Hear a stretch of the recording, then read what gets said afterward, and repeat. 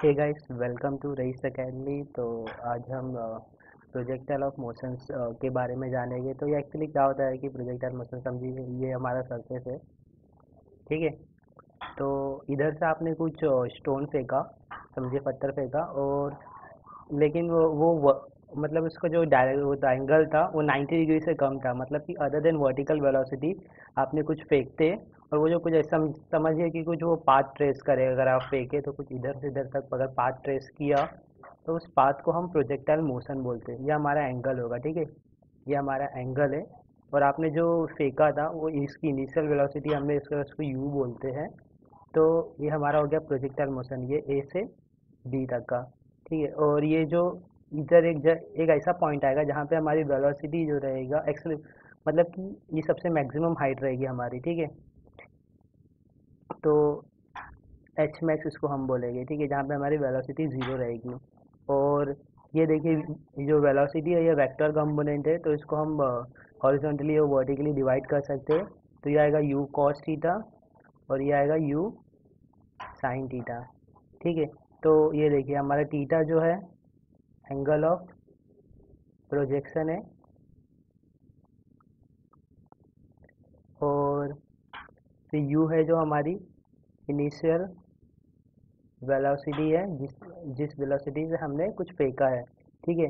H max है वो हमारी मैक्सिमम वेलोसिटी है, मैक्स वेलोसिटी है, ओ सॉरी, एच मैक्स जो मैक्स हाइट है। और ए से बी जो है वो हमारा रेंज है, ठीक है। तो इतना ही और अभी देखिए ये हॉरिजॉन्टली और ये जो वर्टिकली जो वेलोसिटी है हम इसको मतलब अलग अलग लेते हैं, ठीक है। तो हमारा ये हॉरिजॉन्टल कंपोनेंट है वेलोसिटी का, और ये वर्टिकल कंपोनेंट। तो इसमें क्या रहता है कि हॉरिजॉन्टल कंपोनेंट में ना हमारी वेलोसिटी है ना कांस्टेंट रहती है, मतलब कि इनिशियल और बाकी वेलोसिटी दोनों कांस्टेंट रहती है। और इसको सिर्फ एक ही फार्मूला है, इसके लिए सिर्फ हमारे पास एक ही फार्मूला है इसको सॉल्व करने के लिए, जो है s equal to v T.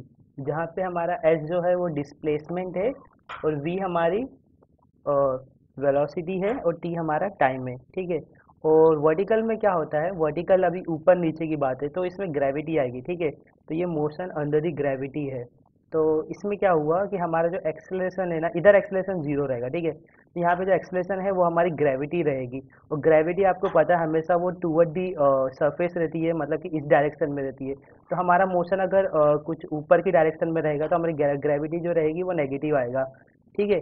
तो इसमें हमें तीन फार्मूला हमें दिया हुआ है। एक तो है v equal to u plus g t, और s equal to u t plus half g t square, और v square equal to u square plus two g s. Mostly आप इसको प्लस की साइन आप हमेशा मोस्टली आप negative देखिए, क्यों? क्योंकि हमारा जो मोस्टली हमारा जो मोशन रहता है वो ऊपर की तरफ रहेगा, मतलब कि ऊपर जाता रहेगा, तो इसके लिए साइन माइनस रहेगी। तो ये हो गया हमारा तीन चीज़। इसके बाद इसमें कुछ फॉर्मूलेज भी है। इक्वेशन ऑफ पाथ का हमारा फॉर्मूला जो कि बहुत इंपॉर्टेंट है, अ, ये होता है हमारा कुछ y equal to x tan theta minus g x square two u square one plus tan square theta. तो ये हमारा फॉर्मूला हो गया है इक्वेशन ऑफ पाथ का। इसके बाद हमारा रेंज का भी फॉर्मूला है, जो रेंज कभी कभी आपको रेंज भी पूछ लेता है। तो इसका एक बहुत आसान सा फॉर्मूला है, U square sine two theta upon G. और हमें एक आर मैक्स भी, मतलब कि मैक्सिमम रेंज कितनी है, उसका भी एक फॉर्मूला है, जो कि यू स्क्वायर अपॉन जी, ठीक है। तो और थर्ड हमारा जो है मैक्सिमम हाइट का, ठीक है। तो मैक्सिमम हाइट के लिए हमें फॉर्मूला जो दिया हुआ है वो है U square sine square theta upon two जी।